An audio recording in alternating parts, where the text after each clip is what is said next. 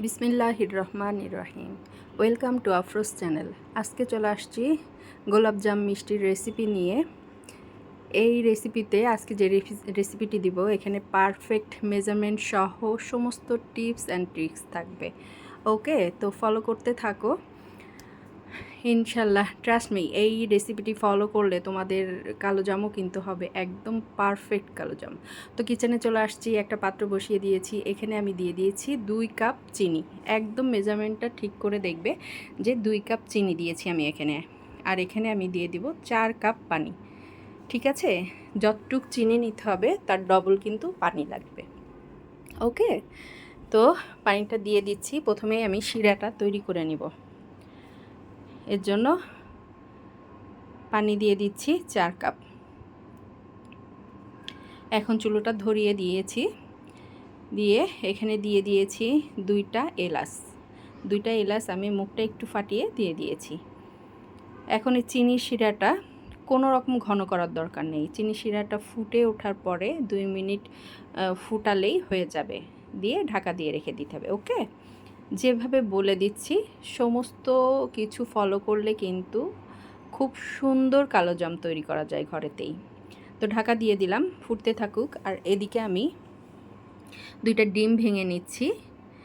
আমি রেসিপিতে সমস্ত কিছু দেখিয়ে দেব, কোনো কিছু স্কিপ করি নাই।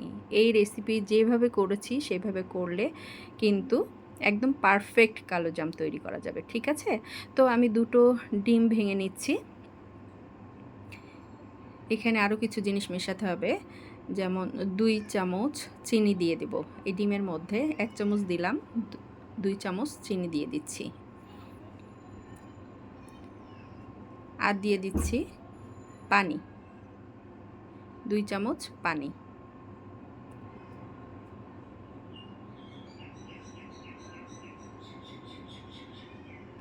আর দিয়ে দিচ্ছি 1 টেবিল চামচ তেল।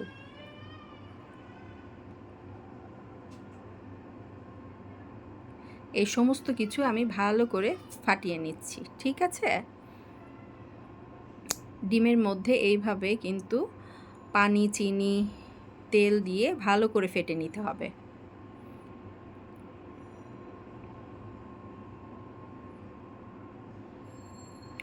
আর এদিকে চিনি শিরাটা ফুটে উঠেছে। আমি এই যে ছিদ্রটাও কিন্তু বন্ধ করে দিয়েছি। আর এইভাবে টকবক করে ফুটে ওঠার পরে 2 মিনিট জাল করে নিলে কিন্তু আমার চিনি শিরাটা রেডি হয়ে যাবে। ঠিক আছে, তো চিনি শিরাটা রেডি হয়ে গেছে। আমি এটা নামিয়ে এক সাইডে রেখে দিয়েছি। এবার বাকি প্রসেসটা করে নিচ্ছি। এখানে আমি নিয়ে নিচ্ছি 1 কাপ গুঁড়া দুধ। একদম মেজারমেন্ট কাপ না থাকলেও কোনো প্রবলেম নাই। আপনারা যেই কাপ দিয়ে করবেন সেই কাপের মেজারমেন্ট করে নেবেন। 1 কাপ গুঁড়া দুধ নিয়েছি আর হাফ কাপ দিয়ে দিলাম ময়দা। ঠিক আছে, আর দিয়ে দিচ্ছি বেকিং পাউডার। এখানে 1 চামচ, 2 চামচ বেকিং পাউডার লাগবে। আমি যে পরিমাণে তৈরি করছি তার জন্য কিন্তু এই মেজারমেন্টটা একদম ঠিক। 1 কাপ গুঁড়া দুধ, আধা কাপ ময়দা, আর এখানে আমি দিয়ে দিয়েছি 2 চা চামচ পরিমাণ বেকিং পাউডার। ঠিক আছে, এবার সমস্ত উপকরণ কিন্তু খুব ভালো করে মিশিয়ে নিতে হবে।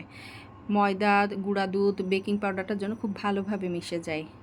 ঠিক আছে, কোনো বেকিং পাউডারের কোনো দলা যেন না থাকে, এইভাবে মিশিয়ে নিতে হবে। নয়তো বেকিং পাউডারের যদি গোটা থাকে তাহলে যেটার মধ্যে পড়বে সেটা কিন্তু ফুলে একদম বাস্ট হবে, এরকম অবস্থা হবে। তো খুব ভালো করে মিশিয়ে নিচ্ছি। ঠিক আছে, এইবার ডিমের এই মিশ্রণটা অল্প অল্প করে আমি গুঁড়া দুধটা মেখে নেব, শুকনা উপকরণটা মেখে নেব। ঠিক আছে,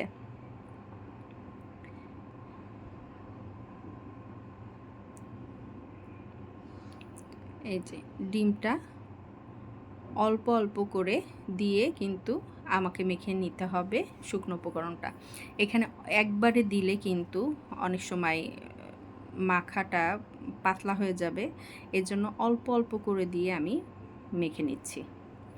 কিভাবে করছি জাস্ট ফলো করো, ব্যাস, তাহলেই হবে। ঠিক আছে,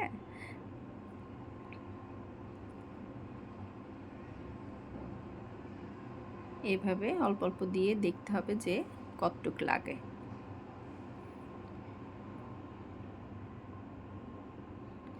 আরও একটু লাগবে।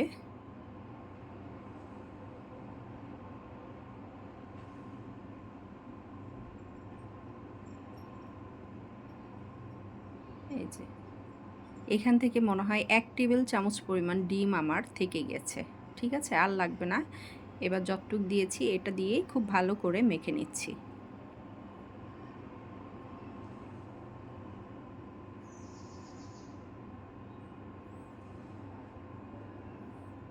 আর মাখা হয়ে গেলে এখানে আমি দিয়ে দিচ্ছি 1 চা চামচ ঘি। ঠিক আছে, এবার ঘিটা দিয়ে একটু মেখে নেব, ব্যাস। এটা যে খুব বেশি মাখতে হবে তা না, জাস্ট একটু মিশিয়ে নেব ভালো করে, ঘিটা যেন ভালোভাবে মিশে যায়, তাহলেই হবে। এই যে মাখা হয়ে গেছে, আমি হাতটা এবার ধুয়ে নিব।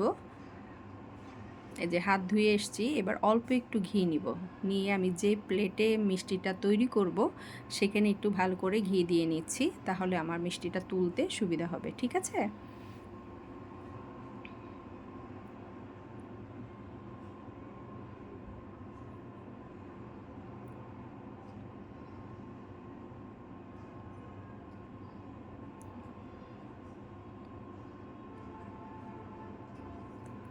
আর হাতেও একটু ঘি লাগিয়ে নিচ্ছি, তাহলে মিষ্টিটা তৈরি করতে ইজি হবে। এবার এখান থেকে আমি অল্প অল্প নিব আর মিষ্টির মতো তৈরি করে নেব, হাতে করে গোল গোল করে নেব। আমি যে পরিমাণ নিয়েছি এটাতেই কিন্তু মিষ্টিগুলো অনেক বড় বড় মিষ্টি হবে। আর আপনারা যদি আরও ছোট বড় করতে চান সেটা আপনাদের ইচ্ছা। তো আমি যে রকম সাইজ করেছি এতেই মিষ্টিগুলো কিন্তু খুব বড় বড় মিষ্টি হয়েছিল, এবং 17টা মিষ্টি এখান থেকে আমি তৈরি করে নিয়েছি।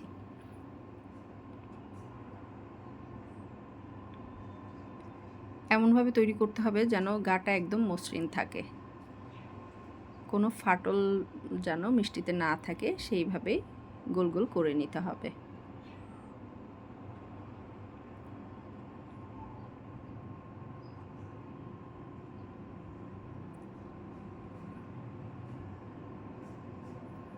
দেখতেই পাচ্ছ মিষ্টিগুলোর কিন্তু গা কিন্তু একদম মসৃণ।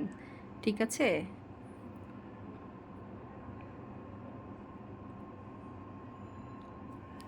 তো রেসিপিটি অবশ্যই ফলো করবে, করে মিষ্টি তৈরি করবে, ইনশাল্লাহ পারফেক্ট মিষ্টি তৈরি হবে।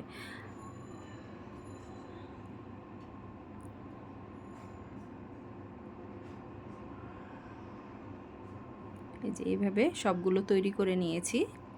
এখন প্লেটে রাখার পরে কি হয়, নিচের দিকটা কিন্তু একটু চাপা লেগে যায়, সেই ক্ষেত্রে কি করতে হবে, এবার আমি চুলায় চলে আসছি, চিনির শিরাটা সরিয়ে দিলাম, দিয়ে একটা প্যান বসিয়ে নিয়েছি। এখানে দিয়ে দিতে হবে বেশ অনেকটা তেল লাগবে, কারণ এটাকে কিন্তু মিষ্টিটাকে ডুবা তেলে ভাজতে হবে। ঠিক আছে, তো অনেকটা তেল দিয়ে দিয়েছি, আর চুলো কিন্তু আমি এখনও ধরাইনি। আর এই তেলে দিয়ে দিয়েছি 1 চা চামচ ঘি, 1 চা চামচ পরিমাণ ঘি কিন্তু আমি তেলে দিয়ে দিয়েছি। এবার যে মিষ্টিগুলো তৈরি করা ছিল সেইগুলো আমি তেলে দিয়ে দেব, তার আগে এরকম হাত দিয়ে একটু ঠিক আবার একটু গোল গোল করে নিচ্ছি, কারণ প্লেটে রাখার পরে কি হয় নিচের দিকটা অনেক সময় সমান হয়ে যায়, এজন্য তেলে দেওয়ার আগে একটু হাত দিয়ে ঘুরিয়ে নিচ্ছি। আর এরকম ঠান্ডা তেলেই কিন্তু মিষ্টিগুলো ছাড়তে হবে। ঠিক আছে, সবগুলো মিষ্টি ছেড়ে নিব তেলে, তারপরে কিন্তু আমি চুলোটা ধরাবো। ঠিক আছে, এই যে সবগুলো মিষ্টি আমি তেলে ছেড়ে নিয়েছি, এবার আমি চুলোটা অন করে দিচ্ছি। চুলোটা এখন চুলোর আঁচটা থাকবে হাই, মানে মিডিয়াম থেকে একটু হাই থাকবে। ঠিক আছে, একটু জোরে আছেই এটা এখন ভাজতে হবে, কারণ তেলটা ঠান্ডা আছে, মিষ্টিগুলোতে বেকিং পাউডার আছে। খুব আস্তে জালে এই সময় যদি আমি ভাজি তো মিষ্টিগুলো কিন্তু অনেক ফেটে ফেটে যাবে, এর জন্য প্রথমে একটু চুলার আঁচটা বাড়িয়ে দিতে হবে। ঠিক আছে, মিডিয়াম থেকে একটু হাইয়ে রেখেছি যাতে দ্রুত তেলটা গরম হয়ে যায়। এবার তেল যখন এরকম ফুটতে শুরু করেছে তখন কিন্তু চুলার আঁচটা একটু কমিয়ে দিয়েছি, দিয়ে এবার এটা একটু সময় নিয়ে ভাজতে হবে, খুব জোরে জালে এটা ভাজা যাবে না। তেলটা যখন গরম হয়ে আসছে তখন কিন্তু আমি চুলার আঁচটা একটু কমিয়ে দিয়েছি, একদম মিডিয়াম থেকেও একটু লোতে দিয়ে এটা ভেজে নিয়েছি। এটা ভাজতে আমার 9 থেকে 10 মিনিট সময় লেগেছে। ঠিক আছে, আর এরকম যখন এক সাইড হয়ে যাবে তখন একটু হালকা হাতে একটু ঘুরিয়ে ঘুরিয়ে দিতে হবে। অনেক ক্ষেত্রে কিন্তু দেখবেন এরা একা একাই একটু উল্টে পাল্টে ভাজা হতে থাকে। ২-১ টা তো মানে নিজে নিজেই উল্টাতে শুরু করে। কিন্তু ২-১ টা আবার উল্টায় না। সেক্ষেত্রে একটু উল্টে পাল্টে ভেজে নিতে হবে মিষ্টিগুলো। ঠিক আছে? হালকা হাতে একটু উল্টে পাল্টে ভেজে নিতে হবে যেন সব সাইড সমানভাবে লাল হয়। ঠিক আছে? তো একটু ধৈর্য ধরে কিন্তু মিষ্টি ভাজাটার উপরেই কিন্তু অনেক অংশে মিষ্টির টেস্টটা নির্ভর করে। আর ভালো করে ভাজা হলে সময় নিয়ে মিষ্টির মধ্যে কিন্তু কোনো গোটা থাকে না। তো এরকম কালচে ব্রাউন করে ভাজতে হবে। কালো জাম তো, গোলাপ জাম তো, তো একটু কালচে করে ভাজতে হবে। তাহলে কালারটাও খুব সুন্দর আসবে। এবং মিষ্টিতে ভেজানোর পরে এই কালারটা কিন্তু অনেকটাই লাইট হয়ে আসবে। তো খুব একটু ব্রাউন করে ভেজে নিতে হবে। সব তুলে নিয়েছি। মিষ্টিগুলো আমি একটা পাত্রে তুলে নিয়েছি। এবার যে চিনির শিরাটা করে রেখেছিলাম, এটা কিন্তু হালকা এখন গরম আছে চিনির শিরাটা, সেটাতেই আমি সমস্ত মিষ্টিগুলো ছেড়ে দিচ্ছি।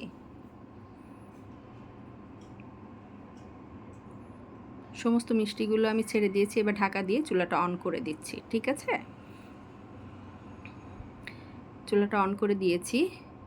এখন ৩-৪ মিনিট পরে আমি এখানে দিয়ে দিচ্ছি ১ চা চামচ গোলাপ জল। এই গোলাপ জল দেওয়ার কারণে মিষ্টির টেস্টটা একদম দোকানের মতো আসবে। ঠিক আছে? এবার আমি এটা ঢাকা দিয়ে ৮ মিনিট জাল করেছি। এইবার দেখো মানে কি গোলাপ জামুনগুলো ফুলে ডাবল হয়ে গেছে। পুরা আমার হাঁড়িটাই ভরে গেছে। ঠিক আছে? তো এইভাবে আমার জাল দেওয়া হয়ে গেছে। আমি ভাপে রেখে দিয়েছিলাম আরও কিছু সময়। তো এখান থেকে আমি আরও কিছু নামিয়ে নিয়েছি। মানে একদম পাতিলটা ভরা ছিল। তো তৈরি হয়ে গেছে অসম্ভব মজার গোলাপজাম মিষ্টি।